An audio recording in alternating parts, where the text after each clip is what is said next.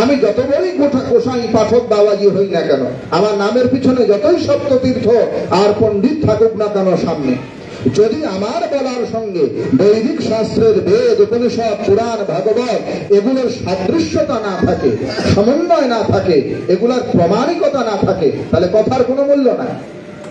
হ্যাঁ, শাস্ত্রের কথা যদি একটা ছোট্ট বাচ্চাও বলে ওইটাও মান্য, কিন্তু শাস্ত্রের পরিপন্থী যদি কোনো মহর্ষিও প্রবর্তন করে ওটা মান্য নয়। ভালো করে শুনুন, কোন ঋষি মহর্ষিও যদি অশাস্ত্রীয় কথা বলে মান্য নয়, আর সামান্য ছোট্ট শিশুও যদি শাস্ত্রের কথা বলে ওইটাই মান্য। ভগবান বলছেন তসমাদ শাস্ত্রম প্রমাণম তে কার্যাকার্যা ব্যবস্থিত। তুমি কি করবে কি না করবে তার একমাত্র প্রমাণ হলো শাস্ত্র। এই জন্য ভগবানকে শাস্ত্র জনি বলা হয়। কোথায় বলা আছে? এই ভাগবত মহাপুরাণ। ভাগবত মহাপুরাণ বলছে তস্মাৎ ব্রহ্মকুলম ব্রহ্মণ শাস্ত্র যোনিস্ত্বমাত্মনঃ। হে ভগবান, আপনি শাস্ত্র জনি মানে শাস্ত্রের উৎপত্তিকর্তা।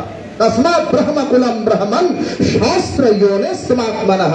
আবার ভাগবত মহাপুরাণ বলছে অনাম রূপাত্মনি বিধিবৎ সমান সুসার শাস্ত্রকৃত।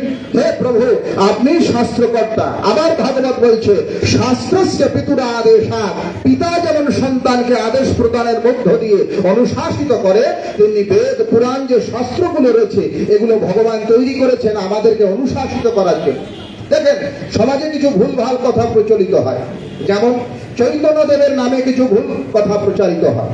অনেকেই বলেন যে চৈতন্য মহাপ্রভু কলিতে এসেছেন, গৌরাঙ্গ মহাপ্রভু তিনি ওই অত শাস্ত্রের কথা বলেননি, কারণ কলিযুগে মানুষ অত শাস্ত্র মানতে পারবে না। এই কারণে চৈতন্য মহাপ্রভু বলছেন ওই শাস্ত্র মানা লাগবে না, শুধু নাম করলেই হবে। এরকম শোনা যায় না মহাপ্রভুর নামে প্রচার, যে মহাপ্রভু বলেছেন অত কিছু লাগবে না, ওই চারি যুগে চারি ধর্ম জীবেরও কারণ, আর কলিযুগে ধর্ম হয় নাম সংকীর্তন, অত বেদ পুরাণ টুরাণ ওগুলো লাগবে না, শুধু নাম করলেই হবে। আমরা যারা সাধারণ হিন্দু আছি আমরা ভাবি যে বা ভালোই তো, তাহলে আর তো প্রয়োজন নাই নান্দিমুখ শ্রাদ্ধ, আর প্রয়োজন নাই আমার ওই মনসা পূজা, আর প্রয়োজন নাই আমার হচ্ছে বাৎসরিক শ্রাদ্ধ, গয়া পিণ্ড, এগুলো কিচ্ছু দরকার নেই, শুধু একটু খোল বাজিয়ে নাম করে নেব। ভুল কথা, মন দিয়ে শুনুন। চৈতন্য মহাপ্রভুর নামে বিকৃতি করা হয়। চৈতন্য চরিতামৃতে কৃষ্ণদাস কবিরাজ গোস্বামী লিখছেন মহাপ্রভু চৈতন্য বললেন শাস্ত্র মানতে হবে, মায়া মগধ জীবের নাই, কৃষ্ণে শতজ্ঞান জীবের কৃপায় কইল কৃষ্ণ বেদ পুরাণ। মহাপ্রভু বলছেন আমরা মায়ামুগ্ধ জীব, ভগবত জ্ঞান আমাদের নাই, সুতরাং আমাদের ভগবত তত্ত্ব জানতে গেলে বেদ পুরাণ মানতে